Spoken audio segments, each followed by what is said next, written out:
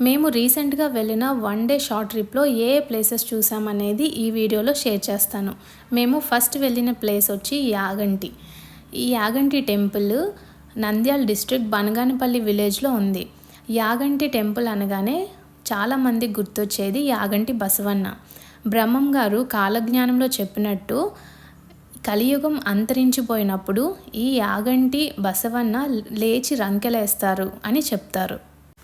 మామూలుగా ఇక్కడ వెంకటేశ్వర స్వామి విగ్రహం ఉండాలి.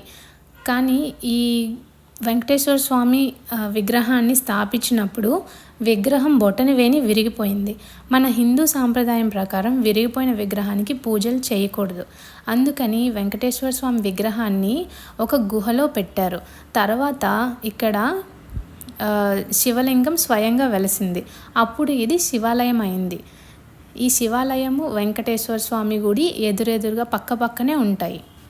టెంపుల్కి ఎంటర్ అవ్వక ముందు మనకి లెఫ్ట్ సైడ్ ఒక కోనేరు ఉంటుంది. ఆ కోనేరులో చాలామంది స్నానాలు చేసుకొని తర్వాత దర్శనానికి వెళ్తారు. గోపురంకి ముందు ఒక ధ్వజస్తంభం ఉంటుంది. అక్కడ మనం దీపాలు పెట్టుకుంటాము. టెంకాయలు కూడా అక్కడే కొడతాము. లోపలికి వెళ్ళడానికి ఎంట్రీ టికెట్ ఉంటుంది. ఎంట్రీ టికెట్ తీసుకున్న తర్వాత మనం దర్శనానికి వెళ్ళిపోవచ్చు. ఈ వీడియోలో చూపిస్తుంది యాగంటి బసవన్న. చాలా పెద్దగా ఉంటుంది. మామూలుగా కొన్ని సంవత్సరాల క్రితం ఈ నంది చుట్టూ ప్రదక్షిణాలు చేయడానికి కూడా వీలుండేది. కానీ ఇప్పుడు మాత్రం ఈ నంది పిల్లర్స్ని దాటుకొని చాలా పెద్దదిగా పెరిగిపోతుంది. ఈ బసవన్నే కలియుగం అంతరించిపోయే టైంలో లేచి రంకెలేస్తుందని బ్రహ్మం గారు కాలజ్ఞానంలో చెప్తారు. ఈ వీడియో క్లిప్లో చూస్తుంది వెంకటేశ్వర స్వామి గుడి శివాలయంకి పక్కన ఉంటుంది. ఈ గుడి కొండల మధ్యలో చాలా అందంగా ఉంటుంది. యాగంటి టెంపుల్ తర్వాత మేము వెళ్ళిన సెకండ్ ప్లేస్ అరుంధతి కోట. అదే అరుంధతి మూవీలో చూపించిన కోట. మూవీలో చూపించినట్టే ఎగ్జాక్ట్గా అలానే ఉంటుంది ఎంట్రీ అయితే. కాకపోతే మూవీలో దీనికి కొంచెం గ్రాఫిక్స్ యాడ్ చేసి కోటని ఇంకాస్త పెద్దదిగా చూపిస్తారు. లోపల రూమ్స్ అన్నీ మూవీలో చాలా పెద్దదిగా చూపిస్తారు. కానీ ఇక్కడ అలా ఏం ఉండవు. కొంచెం డ్యామేజ్డ్గా ఉంటాయన్నమాట. అన్నీ పూర్వకాలం ఎప్పుడో కట్టినవి కదా, చాలా డ్యామేజ్ అయిపోయాయి. కాకపోతే మూవీలో ఉన్న ఒక ప్లేస్ని మనం లైవ్గా ఎక్స్పీరియన్స్ చేస్తున్నాము అన్న ఫీలింగ్ అయితే చాలా బాగుంటుంది.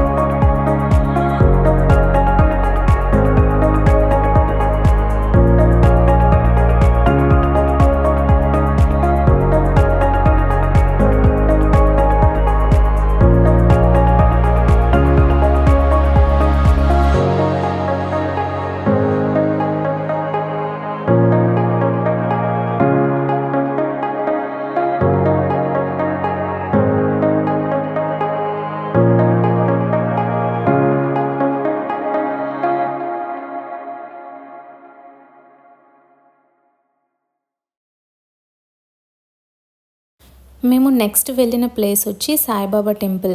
ఇది బనగానపల్లి విలేజ్కి దగ్గరలోనే ఉంటుంది. ఇక్కడ 124 ఫీట్ ఎత్తు అయిన సాయిబాబా స్టాచ్యూ ఉంటుందన్నమాట. స్టాచ్యూ నిజంగా చాలా బాగుంటుంది. నిజంగా సాయిబాబానే ఆకాశం నుంచి దిగుతున్నారా అన్నట్టుగా ఉంటుందన్నమాట. ఒక్కసారన్నా వెళ్ళి లైవ్గా ఎక్స్పీరియన్స్ చేయాల్సిన ప్లేస్ అని చెప్పొచ్చు. టెంపుల్ సరౌండింగ్స్ కూడా చాలా బాగుంటుంది, చాలా పీస్ఫుల్గా ఉంటుంది. మేము లాస్ట్గా వెళ్ళిన ప్లేస్ మహానంది టెంపుల్. ఇది కూడా నంద్యాల డిస్ట్రిక్ట్ దగ్గరలో ఉంటుంది.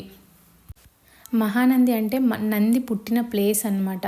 ఇక్కడ శివుడు స్వయంగా వెలిసాడు. ఇక్కడ శివలింగం నంది రూపంలో ఉంటుంది. ఈ శివుడి విగ్రహం నుంచి కంటిన్యూస్గా నీళ్లు వస్తూనే ఉంటాయి. సంవత్సరం పాటు ఈ నీళ్లు వస్తూనే ఉంటాయి. ఈ నీళ్లతో చుట్టుపక్కల ఉన్న ఒక 3000 ఎకరాలకి పొలాలకి సాగు చేసుకునేంత నీళ్ళు ఉంటాయి. ఈ మహానంది టెంపుల్ కూడా చాలా బాగుంటుంది, చాలా పీస్ఫుల్గా ఉంటుంది. ఈ వీడియో నచ్చిందని అనుకుంటున్నాను. See you in the next video.